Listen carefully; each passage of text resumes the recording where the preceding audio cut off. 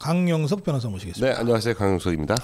우리 강영석 TV가 언론사 등록을 하셨습니까? 네. 인터넷 매체 이게 유튜브만 하면 이게 아무래도 휘발성이 있어서 좀 뭔가 남겨야 되겠다. 그래서 인터넷 신문 그러면 형태로. 언론사 사장님이 되셨나요? 그 유튜브보다도 보는 사람이 훨씬 적은. 그래, 그것도 어쨌든 네. 우리 SNS로 다 볼 수 있는 거죠. 네. 인사이트 insight.co.kr로 들어오시면 되는데 아직은 뭐 이렇게 그렇지만 이제 곧 뭐 좀 알려지지 않을까 좀 싶습니다. 알려드려야죠. 네. 어떻게 가면 된다고요? INSSAIT insight.co.kr. 주소 좀 알려주세요. 네, insight.co.kr이면 뉴스로 들어오실 수가 있습니다. 네. 그러니까 우리 유튜브 강영수 TV는 계속 하시고 동시에 인터넷 언론사도 이제 창사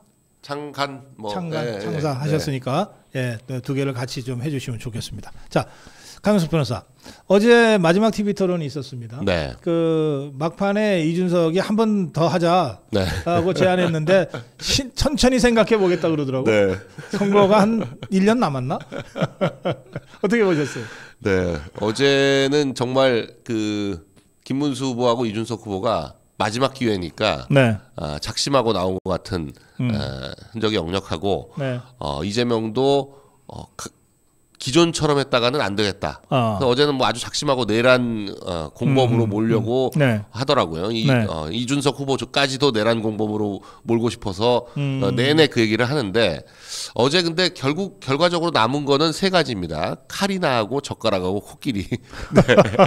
오늘 뭐 모든 커뮤니티나 뭐 각종 사이트들에 코끼리가 등장하는데 왜 등장하는지 놀라신 분들이 많을 거고 또 코끼리가 젓가락 들고 있는 것도 있고요. 또 카리나라고 이 걸그룹 저도 지금 에스파인지 뭐 어딘지 좀 헷갈리는데 어디죠? 카리나가? 네. 에스파 맞나요? 네. 거기 카리나가 2번 옷을 입고 빨간색과 까만색 이렇게 바람막인데 서 있는 데가 또 일본이에요. 그 사진을 올렸는데 또 심지어는 거기는 아니라는 거 하긴 하는데 요도바시라는 도쿄의 요도바시라는 동네가 있긴 하거든요. 근데 그게 다 지금 이재명 아들 얘기를 풍자한 거잖아요. 근데 그때 카리나가 등장을 했었거든요. 이재명 아들. 그래서 지금 그 카리나, 젓가락, 코끼리 이게 지금 뭐 아주 20, 30대를 강타하고 있다. 네. 그래요. 그 코끼리 부분은 이재명이 대답을 했어야 되는데. 네. 아니 그건 뭐 무슨 이를테면은 이제 성적인 얘기도 아니고 그냥 버카로 과일을 그렇게 많이 사 먹는 게 계산을 해보니까는 코끼리가 한 마리 있지 않으면은 그게 소화가 안 되는 양이었는데 코끼리가 한 마리 있냐 아니면 어떻게 그걸 다 해치웠냐 이거 아니에요. 그건 대답을 해야지 그 정도 대답은. 그런데 그걸 그러니까 조작이라고 했는데 그 이재명이 아주 예전에 했던 인터뷰 중에 자기가 돈 벌면 제일 하고 싶었던 게 냉장고에 과일 꽉꽉 채워놓고 먹고 싶다. 그런 거 있어요. 네, 그런 게 있습니다. 그러니까 법카로 소원 성취를 한 거죠. 네. 뭐 먹던 안 먹던 냉장고에 꽉꽉 채워놓은 모양이에요. 네. 냉장고가 도대체 얼마나 커서 과일이 그렇게 많이 들어가는지 모르겠는데. 그래요. 오늘 여론조사 공정에서의 조사는 0.9%까지 좁혀진 걸로 발표가 됐습니다. 공정조사가 이제 뭐 희망적이긴 한데 공정조사에서는 이제 당 지지율도 국민의힘이 앞서는 걸로 나와서 약간 이제 보수 과표집 그런 논란이 제기될 수가 있습니다. 그거는 여론조사 공정에서도 그 입장을 조심스럽게 얘기를 하면서 발표를 했어요. 그래서 리얼미터 조사는 오히려 약간 좀 벌어진 것도 있고 오늘 하여간 여론조사 결과가 한 뭐 10개는 나올 걸로 제가 보여집니다. 근데 하여간 공통적인 특징은 ARS는 거의 오차 범위 안으로 들어올 걸로 보여지고 전화 면접 조사 같은 경우에는 차이가 좀 나는 조사도 나오긴 할 거다. 그러니까 기존의 추세에서 아주 벗어나지는 않지만 그래도 좁혀지고는 있다라는 건 확인이 되는데 과연 이제 일주일도 채 안 남은 상황에서 단일화를 오늘 이뤄내지 못하면 과연 김문수 후보가 자력으로 당선권까지 갈 수 있겠는지에 대한 것이 남습니다. 오늘 하루가 좀 긴 하루가 될 것 같아요. 그래서 그리고 뭐 내일부터 사전 투표가 이틀간 진행되나요? 네. 예. 뭐 그렇긴 하지만 아직 이 선거까지 또 일주일은 남아 있어요. 네. 예, 다음 주 화요일입니다. 예. 네. 시간이 아주 없는 건 아니고요. 물론 이제 오늘 말씀하신 대로 아주 긴 하루가 될 가능성이 있습니다. 자, 그런데 어제 굉장히 중요한 선언이 터져 나왔죠. 이낙연 새미래민주당 고문의 김문수 후보 지지 선언이고, 김문수 후보가 어제 토론에서도 이낙연 고문이 쓴 용어 괴물 독재 국가 출현을 막자, 이거를 뭐 4번 5번 얘기를 하더라고요. 그건 어떻게 보십니까? 지금 이재명이 꿈꾸는 세상이 결국 그 괴물 독재 국가이고 지금 오늘 조선일보에도 그런 기사가 났는데 멕시코에서 지금 판사들을 투표로 뽑자. 글쎄. 네, 판사를 전부 다 투표로 뽑자. 물론 이제 미국에서 판사 중에서 아주 고위직, 최고위직 판사다, 최고위직 검찰은 투표로 뽑는 경우가 있긴 합니다. 그렇긴 하지만 일반적인 판사를 투표로 뽑는 경우는 없는데 멕시코 판사를 전부 투표로 뽑겠다라고 하면서 중국 같은 경우에는 2000년대 들어서기 전까지만 하더라도 그냥 군처럼 군사법원처럼 그냥 일반인들이 그냥 판사를 했었어요. 우리도 사실은 뭐 군사법원에서는 나중에 지휘관 승인 뭐 이런 게 있어가지고 그런 식으로 하긴 하는데, 그리고 재판할 때도 한 명이 일반 군인이 들어가기도 하고 뭐 그런 식으로 하는데, 그건 사실상 법조인이 아닌 사람이 재판을 한다는 건 인민재판하겠다는 거거든요. 원님재판하겠다는 거고, 법에 따른 재판이 아니라 그야말로 감정에 따른 재판, 인치 뭐 이런 건데, 지금 이 모든 문제가 결국 이재명 1인을 위한 방탄 때문에 벌어지는 일입니다. 국민들 그 사이에 국민의 뭐 인권이라든지 국민을 위한다든지 이런 명분도 안 내세워요. 지금 뭐 선거법 개정을 하겠다. 아니면 뭐 자기가 기소돼 있는 법과 관련해 가지고 재판 정지를 시키겠다. 이건 전부 지금 민주당이 추진하는 법과 관련한 모든 것들이 다 이재명과 관련된 거지. 이 법의 개정에 국민들의 뭐 권리가 확대된다거나 아니면 국민들의 권리가 보호된다거나 이런 거는 전혀 고려 대상이 아닙니다. 그렇죠. 그게 괴물 독재죠. 근데 지금 입법권과 행정권은 이제 완벽하게 장악한다고 보고 대통령이 되면 사법권마저 장악을 하게 되면 이 권력의 속성은 삼권 분립, 권력 견제와 균형의 속성은 삼권 분립을 통해 가지고 견제와 균형을 이룩하는 건데, 그 마지막 보루인 사법권마저 완벽하게 장악해서 독재국가로 가겠다. 사실 그 모델로 얘기하고 싶은 게 김문수 후보는 이제 시진핑 독재를 얘기하고 싶었을 텐데 그동안 얘기하다가 최근 들어서 이제 대통령이 됐을 때 시진핑과 정상회담을 해야 되는데 그렇게까지 공격하면 안 된다 그래가지고 이제 그 얘기를 안 하긴 하시는 것 같아요. 근데 지금 민주당이 꿈꾸는 모델은 결국 중국식 체제 아니냐. 중국도 민주라는 이름을 달아요. 민주 집중제라고 하거든요. 중국식 권력 체제를. 자기들은. 여기 판사를 투표로 뽑자는 그 얘기, 뭐 그런 사례, 택시 기사가 손님의 생명을 이렇게 이동하자는 거잖아요. 무지무지 중요한 자리니까 투표로 뽑자고 하는. 의사를 투표로 뽑자고 하는 거고 똑같죠. 뭐. 의사도 중요하니까 투표로 뽑자. 다 중요하죠. 중요한 자리는 다 투표로 뽑자. 전문성이나 기술 같은 거 상관없이 중요하니까 무조건 투표로 뽑자.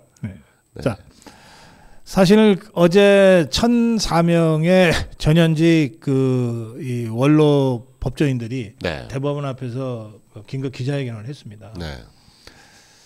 상권 분립 붕괴, 사법 붕괴의 위험성을 알리고 이걸 막기 위한 후보 선출, 김문수 후보 지지를 사실상 선언한 셈인데, 이 1,004명의 원로 법조인이라고 하면 이렇게 면면을 쭉 보시면 아시잖아요.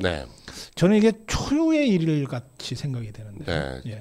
그 1,004명 안에 저도 들어있는데, 저도 들어있는데 제가 듣기로는 1,000명을 훨씬 넘어선 걸로 알고 있는데 이제 숫자를 그냥 1,004명에다 맞춘 거죠. 그리고 명단은 공개하지 않겠다라고 하면서 이제 아주 원로 법조인들 몇 분이 이제 이름을 공개하면서 나오신 건데 사실상 지금 이 작금의 사태에 대해서 김문수 후보를 지지하는 방향으로 할 건지 아니면 대법원에 대해서 이렇게 파기하려고 하는 세력에 대해서 규탄하는 방식으로 할지를 놓고도 논의가 있었는데 있었겠죠. 김문수 후보 지지까지 얘기하지는 않고 명시적으로는 안 했지만 사실상 내용은 김문수 후보 지지예요. 근데 이제 그걸 김문수 후보 지지로 가면 그냥 당파적으로 보이니까 이 원로 법조인들이 이걸 지금의 상황이 얼마나 법치주의를 파괴하고 있는 상황인지에 대해서 경각심을 불러일으키자 이제 이런 차원으로 얘기가 진행이 된 것 같은데 지금 그만큼 이 법조인들 간에 우려가 큰 거죠. 그렇죠. 우려가 큰 거고 다만 지금 이제 서울변협이라든지 이런데 이 좀 민주당 색채가 강한 회장들이 되면서 노골적으로 민주당 편을 들고 있어가지고 거기에 대한 또 반발도 많이 작용을 한 겁니다. 어쨌든 뭐 우리 사회 여론 주도층의 법조인들이 많으니까 이런 전체적인 흐름이 이번 대선에 어떤 형태로든 김문수 승리로 연결될 거다 그렇게 생각합니다. 그런가 하면 왜 강 변호사님 그 정치판에 손님 실수로 이기는 선거 이런 얘기 많잖아요. 제가 보니까 이재명이나 개딸들은 거의 1일 1망원이야. 그리고 1인 1망원이고 망원 하나씩 안 하면 저 더불어민주당 배지 못 따나 봐. 그 이재명이 좀 입을 닫으니까 또 주변에서 막 터져 나오고 별말이 다 나오는데 저는 이 망언의 근본에는 이들이 이미 집권했다고 하는 자신감 여기가 깔려 있는 것 같고 집권 이후에 어떤 세상이 펼쳐질지에 대한 파노라마가 보인다 라는 그런 느낌이에요. 어제는 또 정청래가 또 말을 했더라고요. 가만 놔두지 않는다. 대법원에 대해서도 그건 21일 날 뭐 했던 발언이 지금 이제 또 나온 건가요? 나온 겁니다. 그런데 저는 삼성전자의 이 김문수 후보가 찾아갔을 때 영상이 굉장히 감동적이더라고요. 삼성전자 찾아갔는데 사실 삼성전자 직원들 같으면 그 영상만 보면 그냥 티셔츠 입고 와가지고 인사하니까 그냥 보통 그냥 허탈해 보이는데 그 한 명 한 명이 다들 그 동네의 자랑들이거든요. 엄청난 그 인재들이 모여 있는 곳이 삼성전자 평택 캠퍼스입니다. 근데 그 2030, 40까지들이 그 굉장히 웅성하면서 김문수 후보하고 악수하고 인사하려고 하고 사랑합니다 하고 그 2030, 40들이 그리고 특히나 대한민국의 경제의 20%를 책임지고 있는 그 삼성전자의 가장 우수한 직원들이 완전 그 분위기만 보면 완벽하게 김문수 후보를 지지하는 게 느껴져요. 그게 만일 그렇게 지지하는 분위기가 아니라면 누구도 나서서 그렇게 할 수도 없고 회사에서도 저지하고 뭐 눈치가 보일 거 아닙니까? 그런데 너무나 그 분위기를 보고 이게 2030, 40의 생각이구나. 특히나 사실 뭐 50, 60, 70만 되더라도 이미 이제 대한민국에서 앞으로 30년 이상 살기 쉽지 않잖아요. 그런데 2030, 40은 자기들은 5, 60년 살아나가야 할 대한민국이고 앞으로의 대한민국을 어떻게 설계하고 발전시켜 나갈 거에 대한 생각들이 있는데 이건 이재명한테 맡기기는 어렵겠다라는 것이 저는 그거를 지난달에 이재용 팔을 붙들어 가지고 이재명이 가서 한번 만났잖아요. 이재용 회장을 가서 센 얘기를 하려다가 이제 말은 좀 톤다운 시키긴 했는데 이재용 회장과 만났던 이재명과 삼성전자 직원들과 만난 김문수. 삼성전자라는 대한민국 경제의 주추도 대들보. 여기서 그걸 확인할 수 있다. 그래요. 그런가 하면 오늘 아침에 제가 기사를 검색하다가 이게 뭐지 하고 다시 들여다본 게 있어요. 그 더불어민주당 중앙선대위가 그 소속 국회의원들이나 뭐 당원들한테 내린 지침 중에 보니까 댄스 금지가 있더라고요. 이게 뭐지? 아니 이것들이 지금 각종 커뮤니티에 그 정청래 춤추는 거, 최민희 춤추는 거, 뭐 박찬대 춤추는 거, 이재정 춤추는 거, 이게 춤추는 것들이 막 돌아다니는데 재밌습니다. 아주 가관이에요. 그거 보고 있으면 이 사람들이 국회의원 맞나? 이 사람들이 도대체 제정신인가? 특히 정청래 댄스는 앞뒤에 그 아주머니들 세워놓고 이렇게 하는 게 완전히 그냥 캬바레 댄스 분위기 나가지고 이 사람들이 지금 선거운동을 하는 건지 캬바레를 나온 건지. 아주 화제예요, 화제. 그게 득표에 전혀 도움이 안 되죠, 그거는. 그러니까 오죽하면 민주당도 지금 사실 민주당은 뭐 다 이겼다고 생각하니까 유세를 안 하고 시간을 때우거든요. 그러니까 시간 때우면서 놀기에는 음악 틀어놓고 춤추는 게 최고죠, 뭐. 그러네, 알겠습니다. 그러나 이제 우리 자유파 국민들은 정말 처절한 심정으로 하루하루 지금 대선을 버텨내고 있는데 어제 이명박 대통령이 김문수 후보와 만났고요. 또 박근혜 대통령은 김문수 후보가 며칠 전에 다녀간 박정희 대통령 생가, 유경수 여사 생가를 가면서 김문수 후보가 다녀갔다는 얘기를 듣고 나도 와보고 싶었다. 나도 와보고 싶었다. 네, 메시지가 굉장히 정제되고 절제되고 저는 그 박근혜 대통령이 어떤 메시지를 낼지가 굉장히 궁금했거든요. 정말 이 선거의 여왕다운 메시지였어요. 이 반발심을 사면 안 되잖아요. 섣불리 지지한다 아니다 뭐 이렇게 해가지고 반발심을 사서도 안 되지만 자신을 지지하는 사람들은 무슨 말인지 딱 알아들을 수 있도록. 그렇지.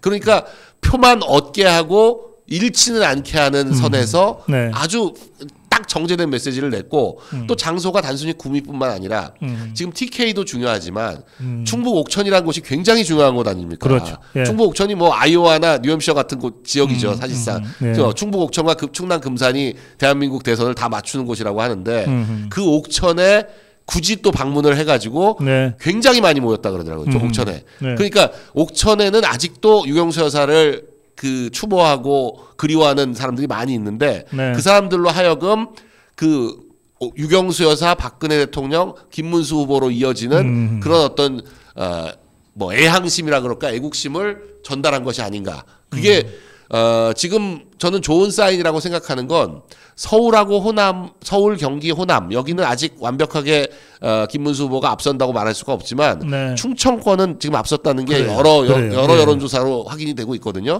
영남에서는 지금 이제 점점 더 결집하고 있는 거고 강원, 영남 그러니까 동부는 완전히 앞서 있고 서부에서 서울과 충청 이렇게만 먹어도 이길 수 있거든요. 근데 지금 충청에서는 앞섰고 서울에서는 팽팽해지고 있다. 그렇습니다. 이게 이제 여론조사의 대세이기 때문에 경기도하고 인천에서 최대한 좁히고 서울에서는 앞서고 충청에서 한 5% 내지 10% 정도 앞서고 영남권에서 결집하고 이렇게 되면 아주 근소하나마 승기를 잡을 수 있지 않겠나. 또 그리고 오늘까지는 지금 그 말을 안 하고 있는데 준석이 찍으면 제명이 된다. 준찍제 이건데 그게 이제 오늘까지는 단일화를 최대한 시도해야 되니까 안 하고 있지만 내일부터 그런 메시지가 돌기 시작하면 제가 또 선거 막판에 지지율 뚝뚝 떨어지는 거 저도 경험을 해봤기 때문에 저도 경험해보고 장해찬 의원도 경험을 해봐서 둘 다 아주 그 얘기하면 아주 그냥 너무 치를 떨어요. 근데 이준석은 막판 그 경험이 아직 없어서 본인 유지할 수 있을 거다, 올릴 수 있을 거다 그렇게 착각을 하고 있는데 절대 그렇지 않습니다. 지금 10% 12%는 약간 환상이에요. 약간 환상이고. 그래요. 준찍제. 준찍제. 우리 강영수 변호사가 자신의 아주 아픈 부분까지 스스로 말씀을 하셨어요. 강용석 찍으면 김동연 된다. 그러니까 실제로 김동연이 돼버렸잖아요. 그 아주 근소한 차이로. 그 부분까지 말씀하시면서 준찍제가 내일부터는 단일화가 실패할 경우에 저도 그럴지 몰랐는데 제 표만큼 딱 없었어요. 내일부터는 준찍제를 다들 얘기하게 될 거다. 그리고 이제 황교안 대표가 오늘 어떻게 할지 아니면은 사전 투표까지는 하고 사퇴를 할지 많은 표가 아니더라도 지금 뭐 표가 10만 표, 20만 표, 윤 대통령도 25만 표였기 때문에요. 굉장히 중요한 표 차이니까 결단을 내리시기는 해야 되는데 지금 구주화 변호사 같은 경우에는 사퇴를 했지만 그러니까 투표 용지에는 인쇄가 안 돼 있잖아요. 근데 이제 지금 사퇴하면 투표 용지에는 인쇄가 되는 거고 사전 투표 지나고 사퇴를 하면 그것도 또 애매해지고. 그거는 그러니까 이제 투표장에 이제 사퇴라고 안내가 붙는 거죠. 그러니까 만일에 부정선거를 계획하는 세력이 있다면 그 사람들한테 굉장히 혼란을 주는 그런 것들을 생각을 하고 있는 것 같고 또 이 부정선거 감시단이 이제 미국에서 왔는데 이 감시단들도 여러 가지 활동을 계획하고 있는 것 같고 또 부방대라든지 여기서 계획을 하고 있어서 이번에는 좀 부정선거가 최대한 좀 방지되는 그런 상황이 돼야 될 것 같습니다. 알겠습니다. 마지막으로 황교안 후보에 대한 말씀까지 해주셨습니다. 자, 마무리 한 말씀 듣겠습니다. 네, 뭐 이제 6일인데 오늘 하루 좀 지켜봐야 될 것 같고요. 굉장히 다양한 루트로 여러 가지 얘기를 전달을 하고 있는 걸로 알고 있는데 이준석 후보가 어제까지만 하더라도 전화기 꺼놓고 지금 현재 최측근이 천하람인데 천하람조차도 얘기를 못하도록 천하람조차도 전화를 안 받고 같이 지금 그렇게 다니고 있는 그런 상황으로 알려지고 있습니다. 그래서 국힘 의원들도 뭐 조금이라도 이준석과 연관이 있는 사람들 다들 뭐 전화를 한 통씩 하는 모양인데 통화가 안 된다. 다들 공통적인 얘기가 나오고 있는데 오늘 제가 볼 때는 오늘 어떤 식으로든지 하여간 만나긴 만날 것 같아요. 만나지도 않는 것 자체까지는 아니고 오늘 어떻게든 만나게 되면 또 후보끼리 만나게 되면 뭔가 결단이 나오지 않겠나. 그 결단이 이제 단일화냐 아니냐를 떠나서라도 하여간 만나긴 만나게 될 것 같다는 생각을 하는데 이준석 후보가 대한민국을 위한 결단을 내려주기를 좀 희망을 하고 네 그리고 만일에 그게 이루어지지 않는다고 하더라도 유권자 단일화를 통해서 우리가 기적을 만들어내자라는 말씀을 드리고 싶습니다. 강펀치 강영석 변호사와 함께했습니다.